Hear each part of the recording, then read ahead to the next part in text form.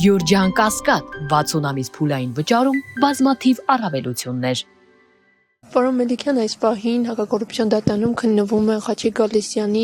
կալանքի միջնորդությունը։ Ինչ եք կարծում, այս անգամ ինչ որոշում կկայացնի դատարանը, ինչ ակնկալիք ունեն։ Երբ որ ես եմ լինում պաշտպանության կողմում, միշտ ասում եմ, որ չես կարող լինել պաշտպան եւ գոնե ֆորմալ առումով շակնկալես, որ դրական որոշում կլինի։ Այստեղ միակ հիմքը դրական ակնկալիք ունենալու նախատոնական հրաշքներն են, անկեղծ ասեմ, շատ դառնությամբ ասեմ, քաղաքական հետապնդումների ես անիվը որևէ կերպ չի կանգնում եւ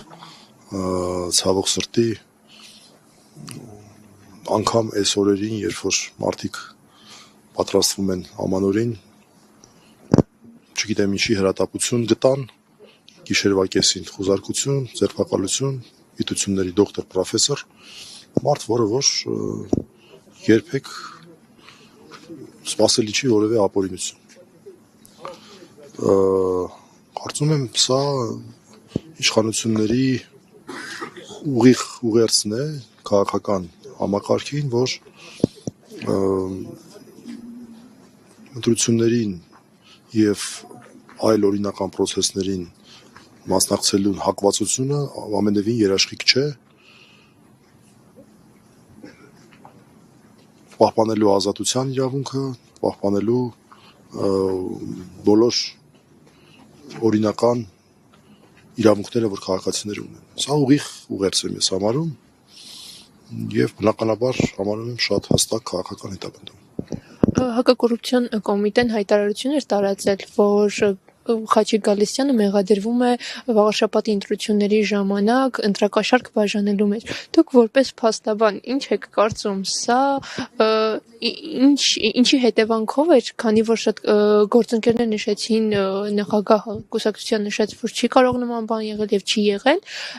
սակայն նաեւ սա որակեցին որպես քաղաքական հետապնդում, ինչ եք կարծում, ինչու հենց հիմա հիշեցին դրա մասին։ Դե նշեցի արդեն, որ երկու գործոն կա, սա իշխանությունների կողմից համապետական ընտրությունների նախապատրաստվելու շրջանակներում է, երկրորդն էլ կարծում եմ հատուկ դիտավորություն է եղել նաև մարդկանց ամանորը փչացնելու։ Սա ես հատուկ եմ տեսնում, որոնք քաղաքական դիտավորություն։ Ինչ վերաբերում է առհասարակ ընտրակաշառքի գործերին, ես քանի որ մեկ այլ ընտրակաշառքի ճակերտավոր գործով արդեն քանի ամիս է ներկայացնում եմ տատիկների գործ, անունը ստացած գործով Գյումրու տեղական ընտրություններից հետո առաջացած ես գիտեմ իրականությունը եւ ես գիտեմ թե ինչպես են ներկայացնում դա իրավապահ մարմինները։ Այս առումով որևէ հավատ չի ներշնչում